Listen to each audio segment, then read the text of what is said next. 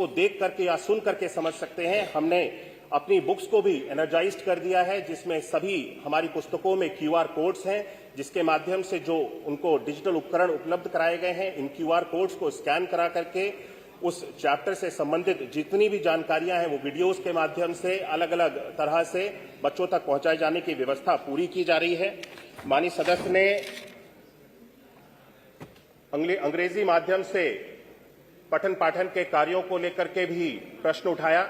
मैंने पहले भी सदन को अवगत कराया है कि अंग्रेजी माध्यम से जब से हमारी राष्ट्रीय शिक्षा नीति 2020 लागू हुई है, अंग्रेजी के माध्यम के जितने भी विद्यालयों को बनाए जाने की जो व्यवस्था थी उसको पूर्ण रूप से समाप्त कर दिया गया।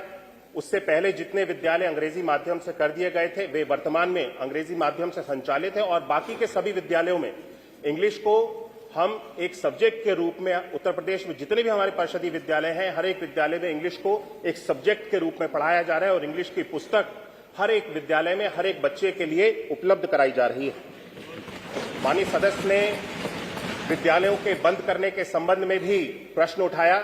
उत्तर प्रदेश सरकार के द्वारा एक भी विद्यालय जो संचालित है, जहां पे बच्चे पठन पाठन का कार्य कर रहे हैं और जो जर्जर घोषित नहीं है, ऐसे किसी भी विद्यालय को बंद करने का कोई भी निर्णय नहीं लिया गया है।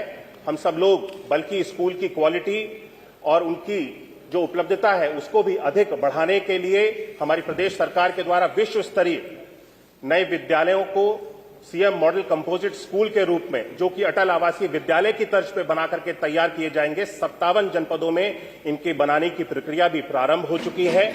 ये विद्यालय विश्व स्तरीय होंगे और सारी सुविधाएं इनमें दी जाएगी। मुझे लगता है कि शिक्षा मित्रों के संबंध में भी उन्होंने एक प्रश्न किया था, उसकी भी जानकारी दे दूं।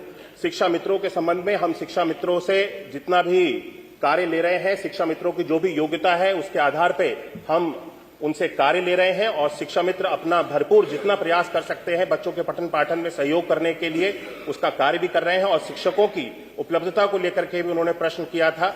मैं बताना चाहता हूं कि हमारे पास पर्याप्त शिक्षक हैं, लेकिन कुछ विद्यालय ऐसे अवश्य हो सकते हैं जहां पे छात्र ज्यादा हैं, शिक्षक कम है, क्योंकि छात्र और शिक्षक का जो अनुपात है वो तो बराबर है, लेकिन रेशियो जितने विद्यालयों में शिक्षक होने चाहिए वो शिक्षक के समायोजन की प्रक्रिया हम सब लोगों ने सरकार के द्वारा प्रारंभ की गई थी, लेकिन शिक्षक के समायोजन की प्रक्रिया को प्रारंभ होते ही उसको माननीय न्यायालय के समक्ष रख दिया गया और वो प्रक्रिया अभी रुकी हुई है। जैसे ही वो प्रक्रिया पूर्ण हो जाएगी, ऐसा उत्तर प्रदेश में कोई भी विद्यालय नहीं होगा जहां पे छात्रों का और शिक्षकों का उस विद्यालय में जो अनुपात है वो पूर्ण न हो। धन्यवाद।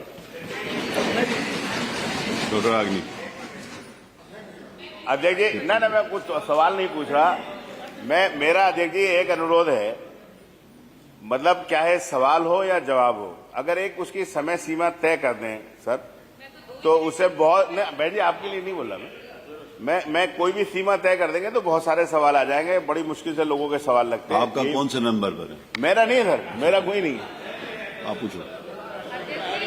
जितना भी मंत्री जी ने जवाब दिया, जो मेरा प्रेजेंट क्वेश्चन था अगर वो लिखित में आ गया होता, जो उन्होंने पढ़ा है तो सही बोल रहे हैं कमाल अख्तर जी की वो सारा का सारा मैटर जो है कंसाइज हो जाता। मेरा अनुपूरक है बस लास्ट आपसे ये कि आपने शिक्षा मित्रों की बात की और मैंने ये भी बताया कि 1,60,000 शिक्षा मित्रों में 50% ऐसे हैं जो टेट और सीटेट क्वालिफाइड हैं। तो मेरे क्वेश्चन में पहला ये कि जो आप ट्रेनिंग की बातें कर रहे हैं, जो आपने सारी बताई बट लिखित मेरे पास नहीं आई थी, इन ट्रेनिंग्स में क्या शिक्षा मित्रों को भी ट्रेनिंग दी गई है? क्योंकि उन्हें आपने जिम्मेदारी दी है बच्चों को पढ़ाने की, अगर नहीं दी गई है कि तो क्यों नहीं दी गई? दूसरा मेरा क्वेश्चन आपसे ये है कि आपके विभाग का 23-24 और 24-25 का जो बजट है उसमें से आपने 30% बजट जो है 23-24 में नहीं इस्तेमाल किया और 24 से 25 में 40% का बजट नहीं इस्तेमाल किया। अभी तक शिक्षा प्रेरक जो रहे हुए थे उनके भी पैसे जो हैं, उनके मानदेय जो हैं उनके पास नहीं गए हैं। ऐसी स्थिति में क्या शिक्षा प्रेरकों की जो मानदेय है सरकार उनको देगी, और साथ ही साथ जो हमारे शिक्षा मित्र हैं उनको ट्रेनिंग और समायोजन की बात करेगी? जो क्वालिफाइड है, जो सीटेट और टेट क्वालिफाइड है, उनको क्या समायोजन की बात करेगी?